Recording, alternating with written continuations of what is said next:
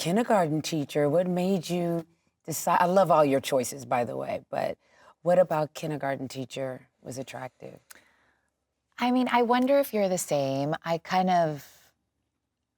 Every once in a while there are scripts I read and I'm like, yes, that one's for me. Right. And there are other things I like for different reasons, but every once in a while there's something where I'm just like, I just know. Right. And I'm pretty good, I think, at this point about trusting that instinct. And I mean, like, I'd never seen anything that Sarah Colangelo had directed.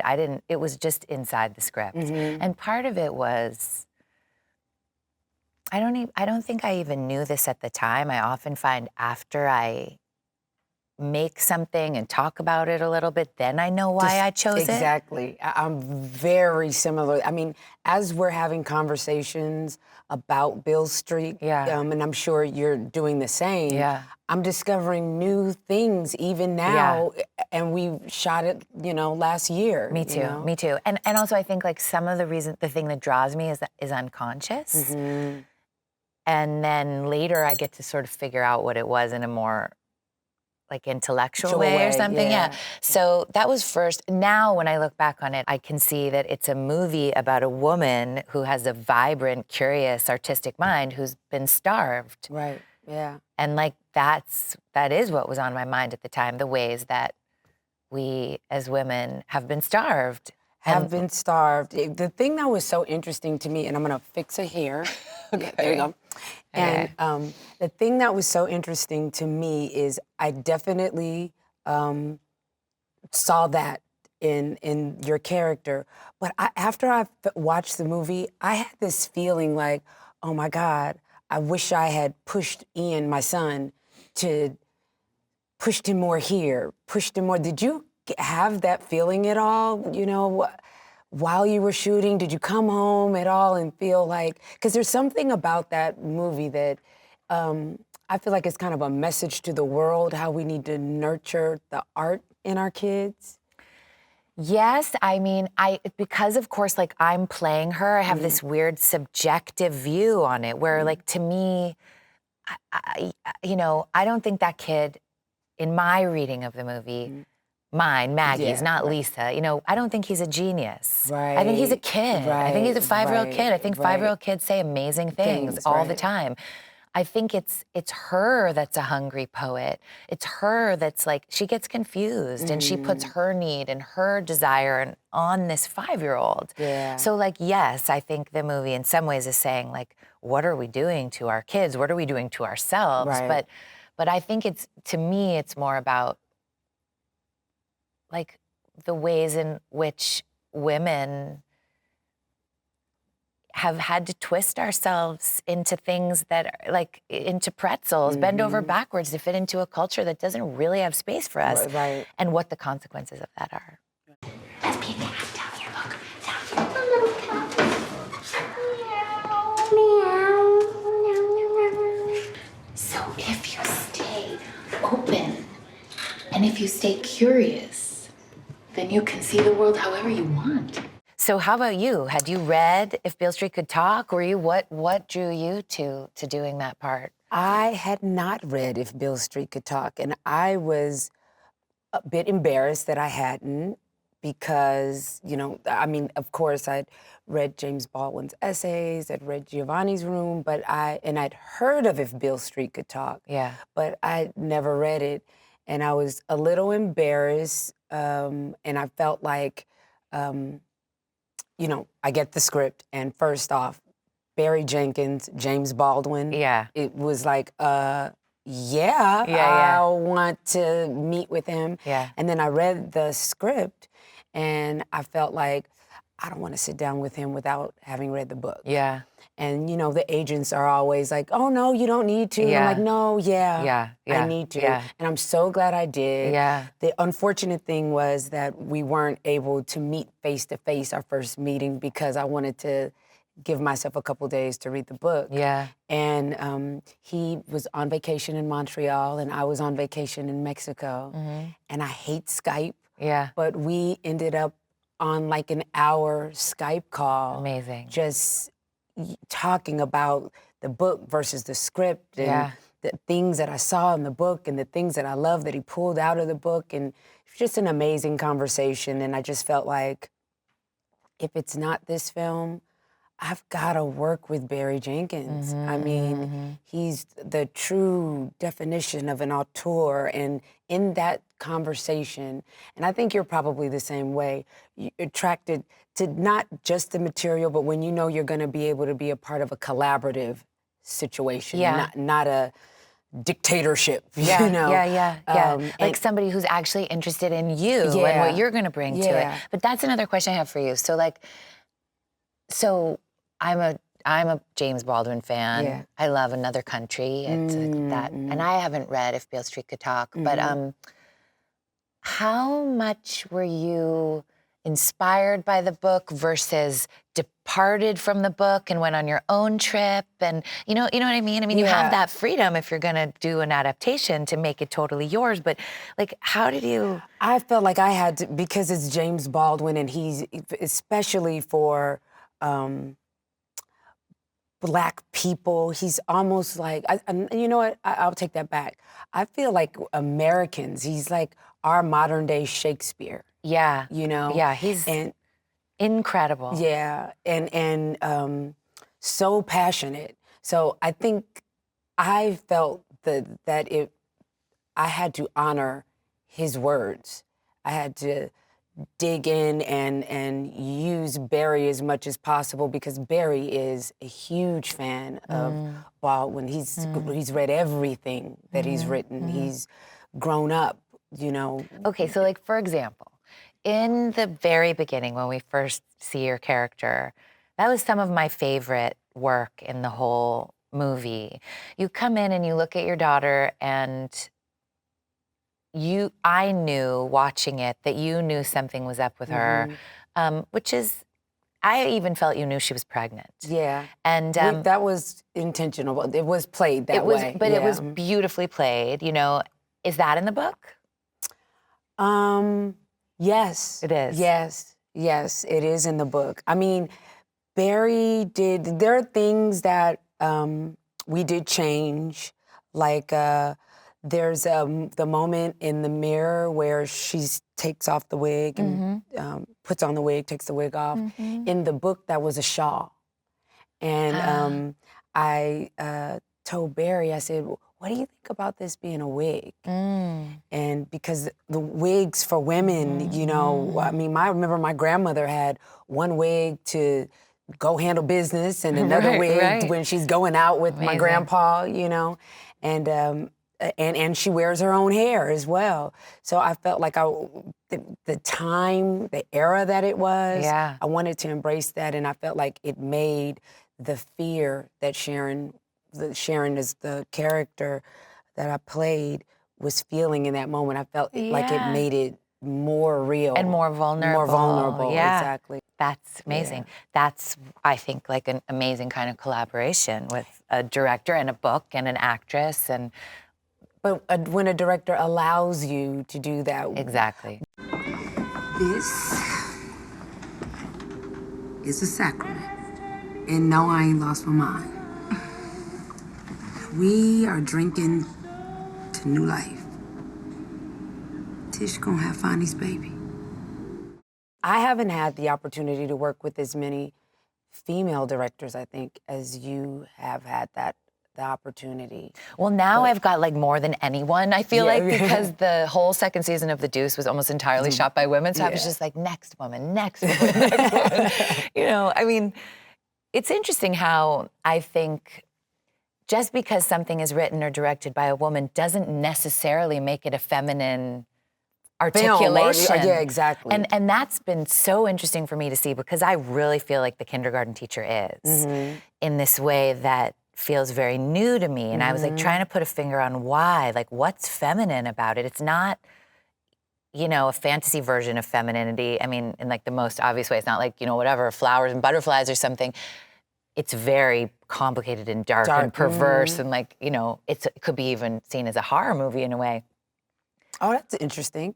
I mean, thriller, horror movie, like French film, you know? No, because there were moments when I was watching that I was like, oh my God, what's gonna happen? Yeah. I definitely had that feeling a few times. I'm really interested in the idea of like, what is feminine filmmaking?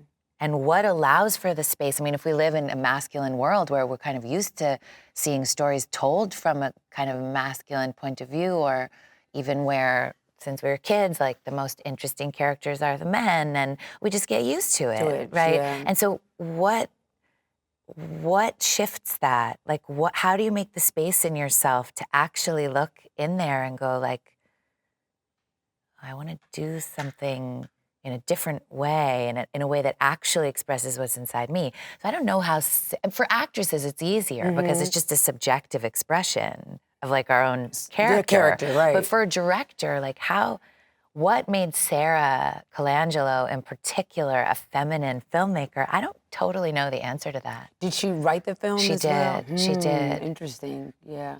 Do you feel like that may have had, because I feel like when there's a difference with writer-directors and directors that haven't written the piece. Yes.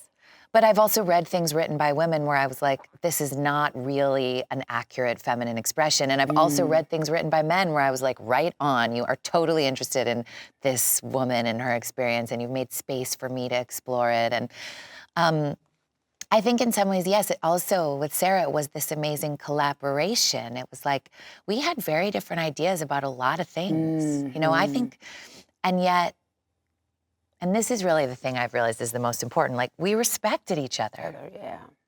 And then, and that's the place I've learned as I've gone along, like, I just can't take a job with someone if I don't respect them.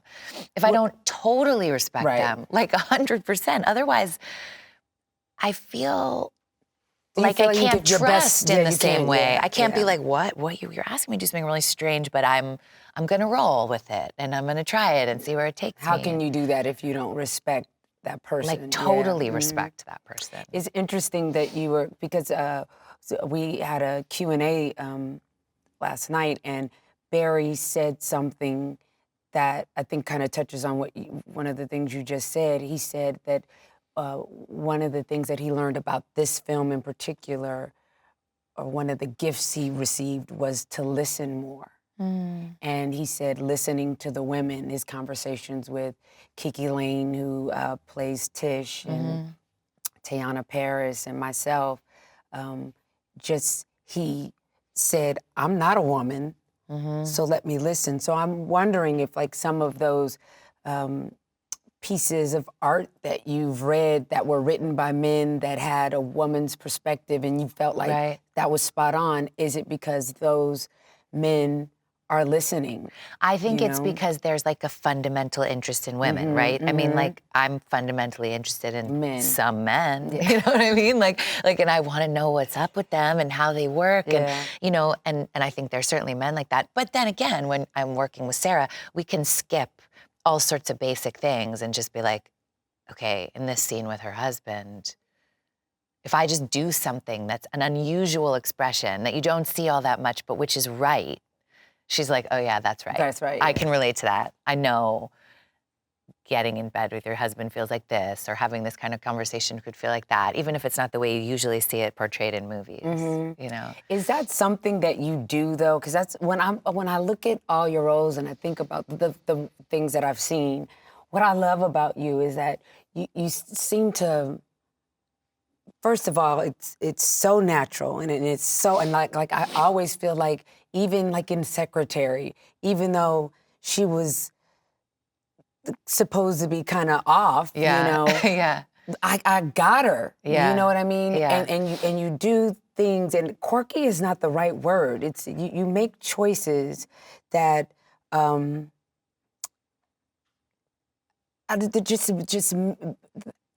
feel like I know that person, and it's just little simple things that you do. Are you intentionally doing that, or is that just Maggie? I feel like I have sometimes inside of a scene like a big intention, like, okay, I know this scene has these lines in it. They're talking about ordering a sandwich or whatever, but I know this scene is an apology.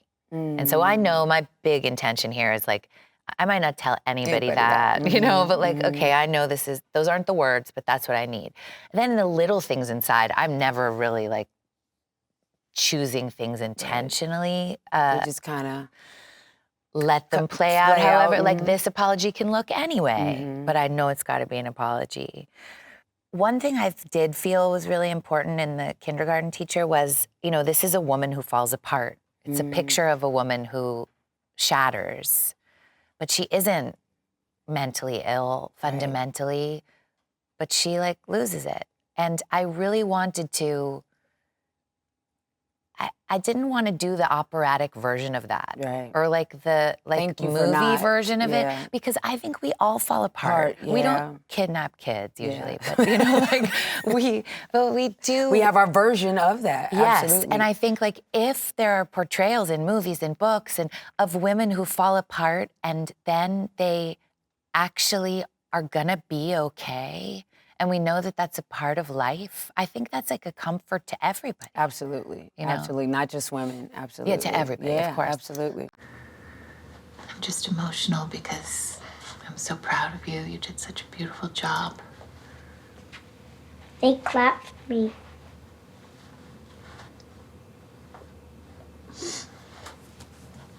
Longevity. Does that make you feel old? Yeah, like I don't even know what is that? Yeah, I just started. This is like my first film.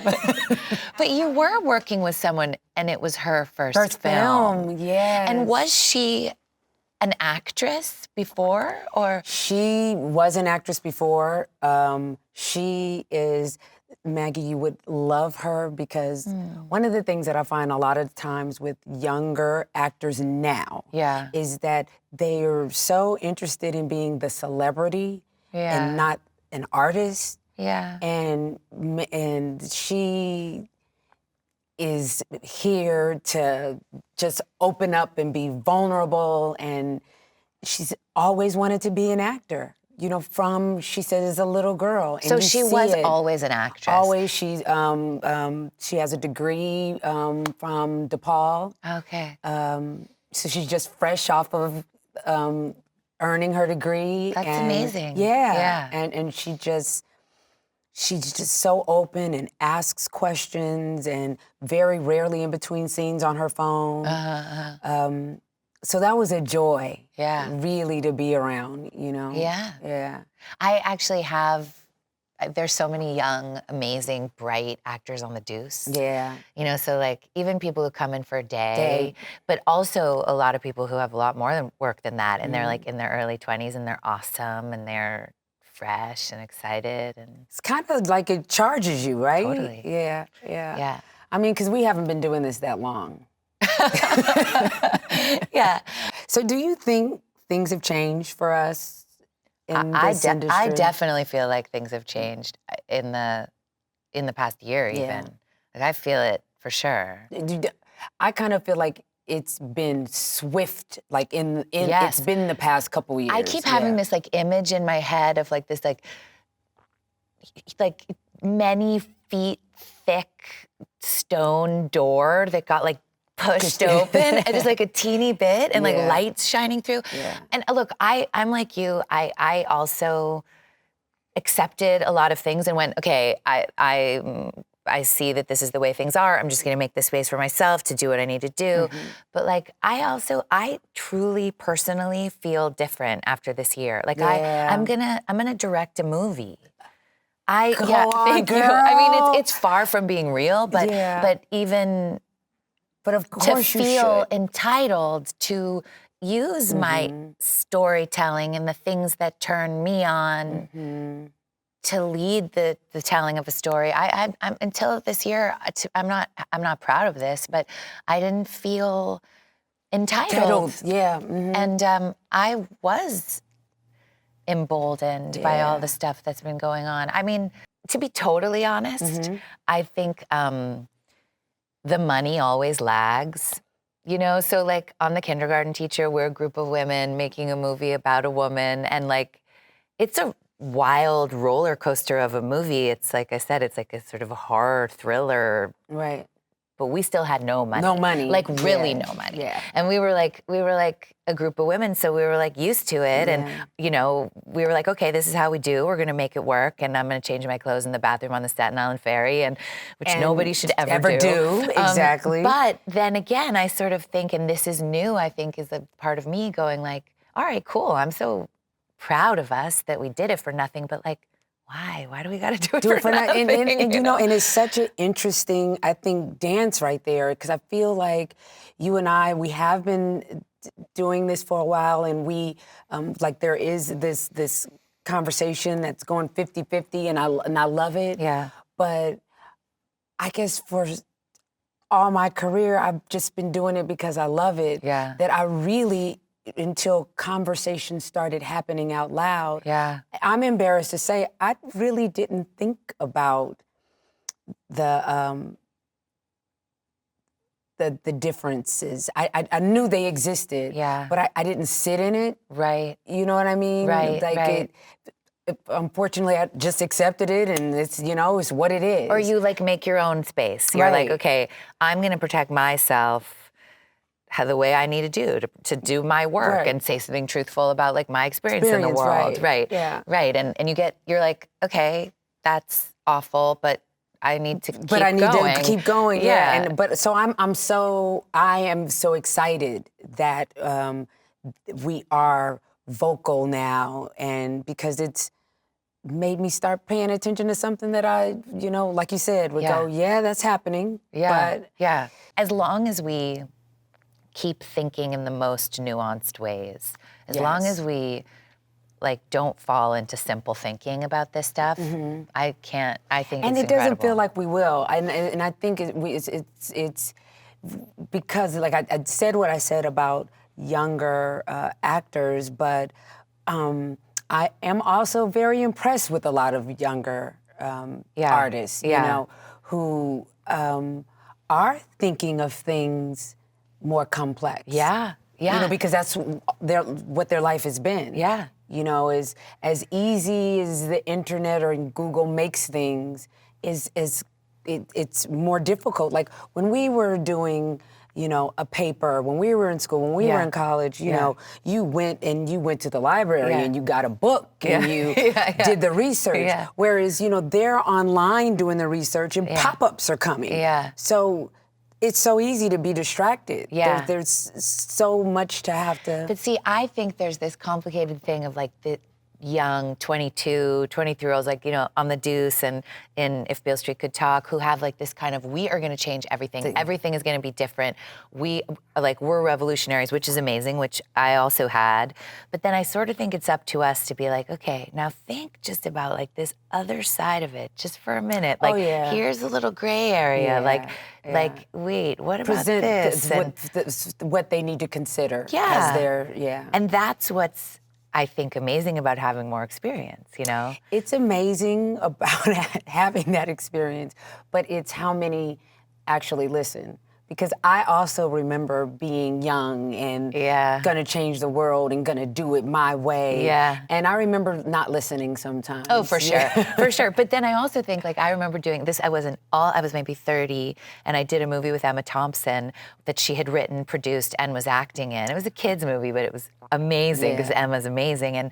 And I was doing a scene with her, and she starts giving me direction in the scene with me at the door. And at first I was like, what? Really? And then I was like, okay, bring it. You're Emma Thompson. Like, what do you got for me? Do you know what I mean? Like, in a way, I was, at first, there was a tiny bit of an affront.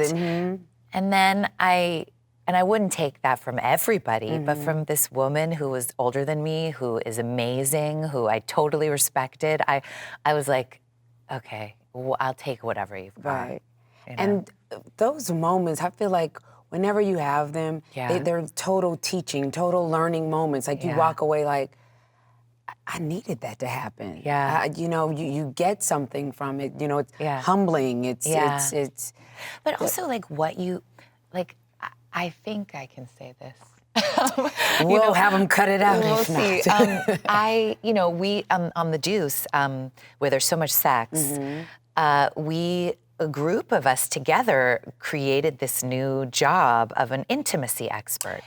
Yes, I think she's come over to our set. Has she? On Brooklyn, yeah. Cool. Yeah, because the same woman. The same woman. Oh yeah, she's great. So, but it's interesting because I have done so many sex scenes in my life. I have learned how to protect myself. Right. I'm good with it. I don't actually want someone talking to me. Do you know what I mean? Personally, me.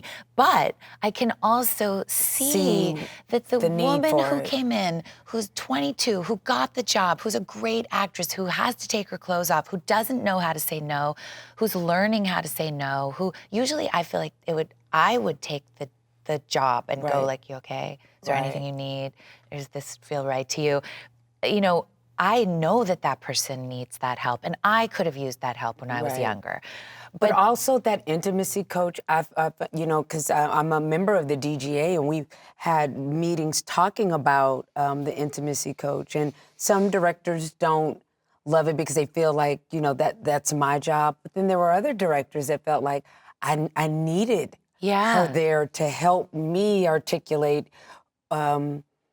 what I want from the actor and help me do it in a way that I'm not offending. I mean, I think a lot of what's happening with the Me Too movement have a lot of male directors, trying to figure out how to navigate. And I'm glad that they are. Yeah. And because they are trying to figure out, we should be educating them. Right. Right, but I mean, like, in the same way we were saying before, you and I, we've figured out our way through it. We're like, okay, I'm cool. Don't worry, I can say no. I'm happy with all this. Yeah. And I don't actually at this point want another voice in my ear, but I want that for the people who are starting out. Yeah. Because like you say, otherwise maybe the director's gonna be protecting them, or maybe I'm not gonna be protecting protecting them. Right, but haven't you ever also protected a young actress? Absolutely. Or actor I mean, even. I had that moment a couple of times with Kiki.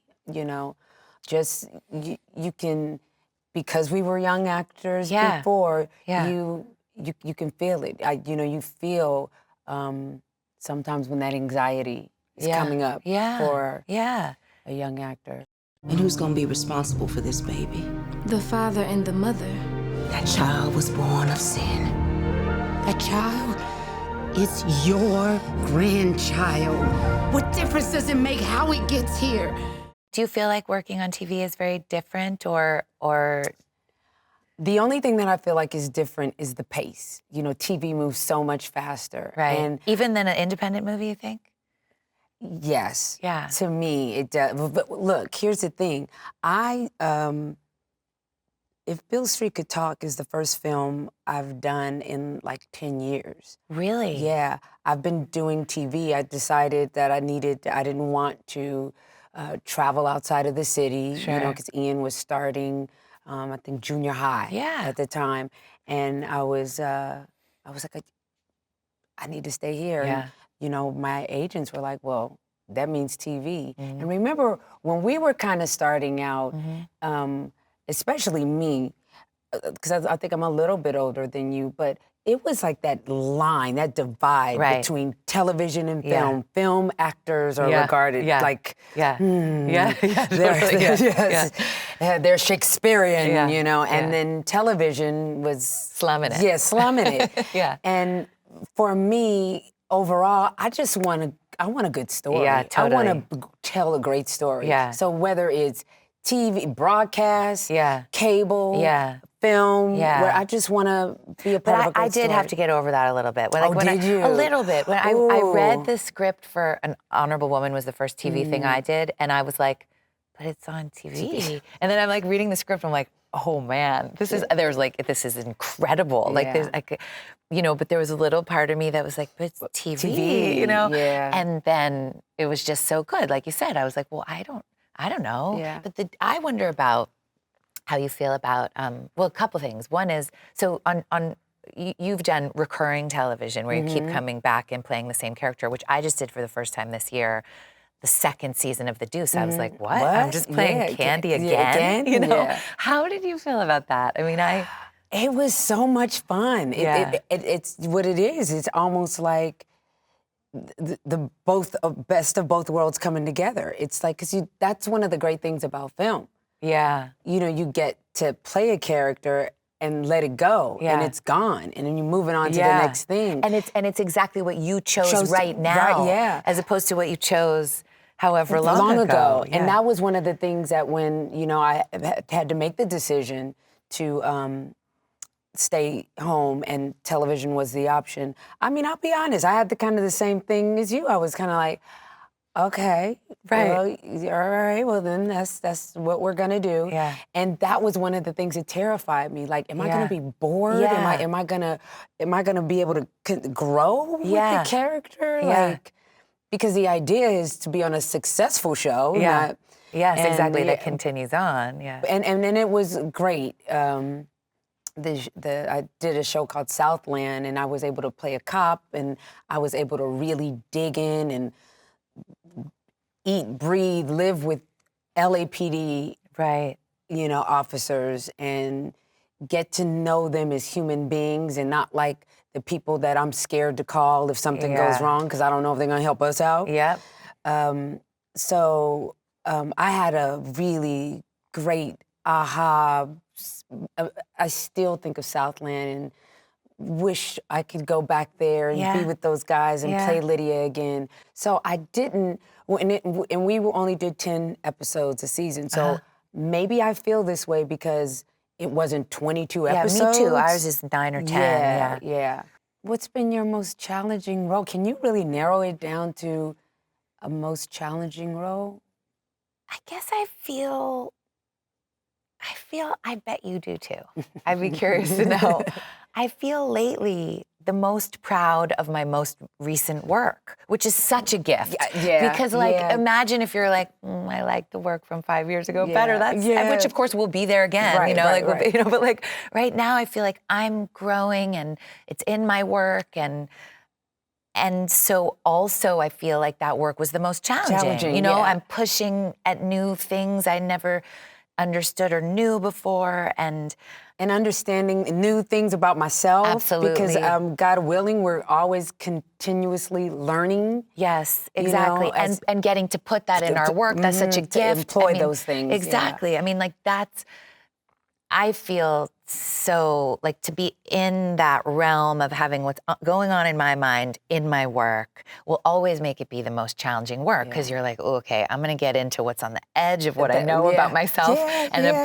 So that's like dangerous territory, but then it's work and it's worth it and it's definitely, so I would say the kindergarten teacher. I'm gonna kidnap your answer because Yeah. I feel you're right. You guessed right. I subscribe to the same emotion about the most challenging project is the one that I'm working on or the one that so right now for me it's Brooklyn. It's the Watchmen series. Right, It's like I didn't even know I had that muscle. Yes, Wow, all right, okay. Yeah. Oh, that's what this feels like. Yeah. So it's the one I'm working on right now. Yeah. You're working now. Yeah, I'm working now. Okay. I am doing. So Watchmen was I've never been a comic. Oh, a comedy. Yeah. Well, you're funny in Jerry Maguire. Well, You're yeah. like heartbreakingly funny. Like crying and Right. laughing at the same time. Okay, Yeah. good stuff. Yeah. Just as long as it's rooted in truth. That's me. Like Yeah, I feel like but that's the only best thing that's comedies funny. are Yeah. the ones that have Yeah. heart. Yeah. You know. Did you see Tully? No. Well, I thought that was so funny because it's so real. You're like, what? No, you I did haven't. not say that.